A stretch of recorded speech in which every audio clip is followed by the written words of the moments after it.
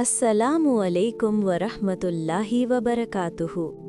आज हम एक बहुत अहम और नाजुक मौजू पर बात करने जा रहे हैं। इज़राइल की असल हकीकत क्या है और कुरान की रोशनी में इसका मुस्तकबिल क्या हो सकता है। ये सिर्फ एक सियासी मसला नहीं है, बल्कि ये अकीदे, तारीख़ और आखिर ज़मान से जुड़ा हुआ एक बहुत गहरा मौजू है।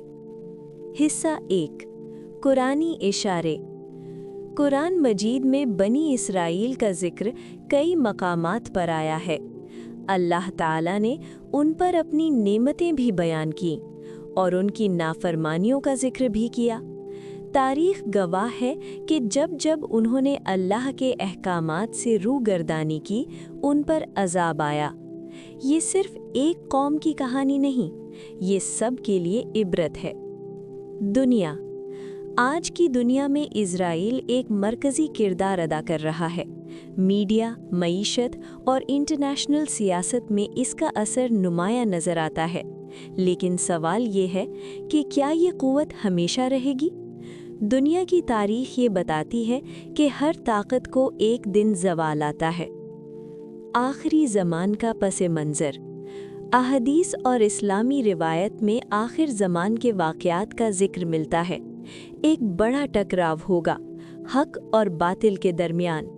मुस्लिम उम्मा को एक इम्तिहान से गुज़रना होगा, लेकिन आखिरकार फ़तह हक की होगी। मुस्लिम उम्मा की ज़िम्मेदारी। सबसे अहम सवाल ये है कि हम क्या कर रहे हैं।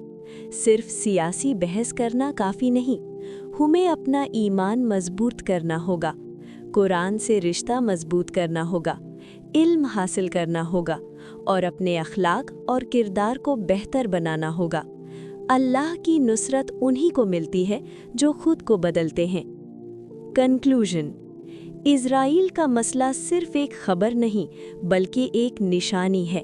दुनिया बदल रही है, हर ताकत को ज़वाल है, लेकिन अल्लाह की कुदरत हमेशा बाकी है।